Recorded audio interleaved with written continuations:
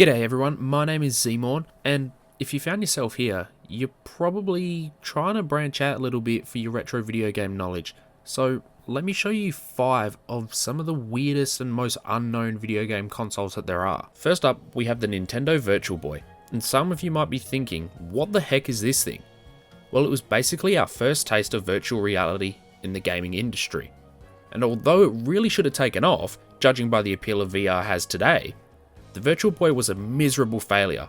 Let me talk to you about the reasons why. Released in Japan and North America in 1995, the Virtual Boy was a 32-bit portable gaming console that required players to rest their head on the eyepiece of the console, which allowed viewing of the gaming display inside the goggles. The Virtual Boy was the first console capable of displaying stereoscopic 3D graphics, and although that sounds extremely promising, gamers were met with a red monochrome display. The console wasn't capable of any other colours, except the eye-straining red that it displayed, with gamers reporting headaches, dizziness, nausea, and eye pains from even short amounts of game time. After just 1 year on the market and repeated price drops, Nintendo pulled the pin on the Virtual Boy, with only 22 games available for the system, and having sold only around 770,000 units from then until now. The first game released on the console was Galactic Pinball, and later we saw games like Mario Clash, Mario's Tennis, Virtual Boy Wario Land, and a North American exclusive 3D Tetris. So there was still a great catalogue of games available, but the console itself made everything nearly unplayable. But since time has passed, and screens have become a lot more involved in everyday lives, revisiting a Virtual Boy is definitely an experience that shouldn't treat your head too awfully, but it also still isn't very pleasant. They fetch a high price on the market now, but if the origins of virtual reality pique your interest, the Virtual Boy is the way to go. Now let's look at the Atari Jaguar, a home console released in North America in 1993 and the rest of the world in 1994. The Jaguar is Atari's main weapon in the ongoing 16-bit console war with the Sega Mega Drive and Super Nintendo, with Atari advertising the Jaguar as the world's first 64-bit console, powered by two 32-bit processors. The gamers were quick to ridicule the company, as no other console advertised their consoles as an overall summary of all of their processing power added together. Jumping into this gaming battle was never going to end well for Atari, and it was the beginning of the end for their home consoles, having sold less than 150,000 units. In an attempt to boost their sales and keep up with the market, Atari launched the add-on Atari Jaguar CD, which allowed for an additional catalogue of 13 CD-ROM games to be played on the console on top of its 50 available cartridges. And in response to the first console on our list, the Virtual Boy, Atari also planned to release Jaguar VR, but a few months after its announcement, it was cancelled. Overall, the console was received poorly. Even though the processing power was available, none of the available games lived up to the promise, until later releases such as Doom and Wolfenstein 3D. Alongside a poor controller and a lack of game developer support, the console was lucky to last the 3 years it did in the market. Just like the Virtual Boy, an Atari Jaguar will set you back a pretty penny. But if 64-bit gaming is your thing, or well, I should really say 32-bit gaming, then playing some of the great titles on the Jaguar is a lot of fun, and even some of the poorer titles can put a smile on your face. So if you made it this far, at the moment I'm uploading daily on my new Let's Play channel, Zmon Plays, currently doing a Pokemon Fire Red playthrough.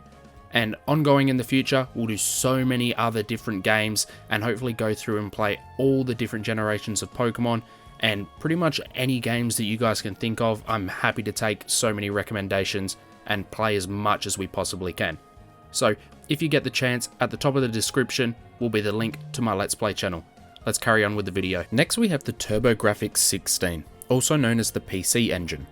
As the name suggests, the TurboGrafx was a 16-bit home console released in 1989, and the Japanese PC Engine was released 2 years prior in 1987. In Japan, the PC Engine was extremely popular, and was eventually known to be the Super Famicom's main rival. However, in the rest of the world, the TurboGrafx didn't gain the popularity like the PC Engine did in Japan, which was blamed on poor marketing and the 2-year delayed release behind the Japanese model PC Engine.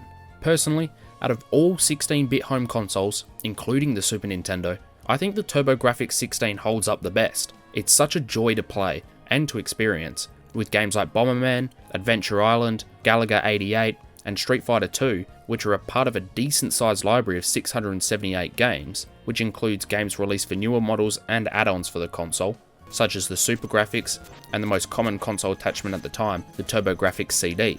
One of the key takeaways from this console is its amazing sounding 10-bit stereo sound that makes gaming on the TurboGrafx all the more enjoyable and immersive. Picking up a TurboGrafx 16 or PC Engine isn't as expensive as the first two consoles, but it still may set you back more than you hope. However, I think with this one, it's well and truly worth the money. Next we have S&K Corporation's Neo Geo AES, released in 1990. Originally, the Neo Geo was a coin-operated arcade machine known as the Neo Geo MVS, before being released as the Neo Geo rental system, which was exclusively available as a rental console from Japanese video game stores, and the decision was made that due to its high manufacturing costs, it wouldn't be released for retail sale. However, due to high demand, that decision was then reversed, and we saw the release of the most expensive gaming console ever released, the Neo Geo AES, which retailed for a whopping $650 in 1990. Adjusted with inflation, that's $1,454 today. It was the first 24-bit home video game console, which was the most powerful console on the market, and in terms of raw processing and graphical power, no consoles could match the Neo Geo until 3 years after its release. The console came with a large arcade-style controller due to its dominated library of arcade ports from its natural arcade machine. As always for consoles released in the 90s, we eventually saw the Neo Geo CD, a separate console successor to flow with the rise of CD-ROMs. With the console's insanely high price tag came a lack of purchasing, but the beginning of a niche cult following, and it's now one of retro gaming's most sought after consoles, with great arcade ports like Fatal Fury, Double Dragon, Metal Slug, Samurai Showdown, The King of Fighters, and a library of 150 MVS arcade games, 118 AES games, and 98 Neo Geo CD games, with nearly all games being available across the three systems. Finding a Neo Geo AES is quite difficult now, so getting your hands on one is like finding gold, especially in good working condition. But playing those Neo Geo arcade games on a home console really does just hit different. And last but certainly not least, one of my absolute favourites, the Japanese exclusive console by Bandai, the WonderSwan.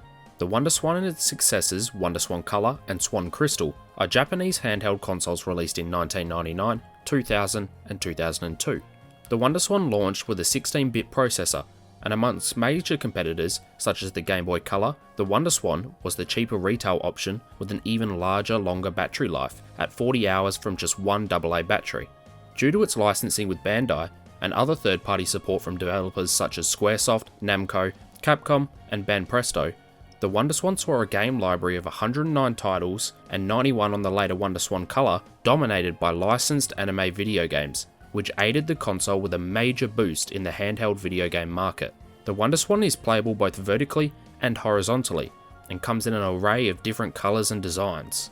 Across the three WonderSwan handhelds released, they saw a combined sales total of 3.5 million units, before eventually fading away after the release of the Game Boy Advance, which ended up taking complete control of the handheld console market.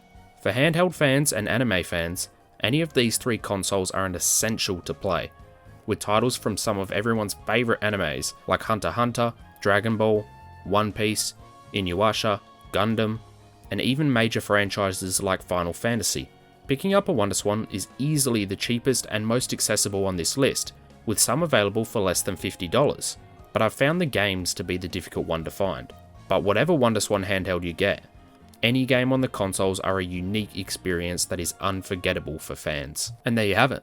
Those are 5 retro video game consoles that you may not have heard of, but I really think they're worth getting your hands on, or at least giving them a go. If you enjoyed the video, let me know down in the comments, and if you have any retro video game questions, or just around gaming in general, feel free to reach out to me, again, down below in the comments, or on any of my socials. And remember, as always, good luck and have fun.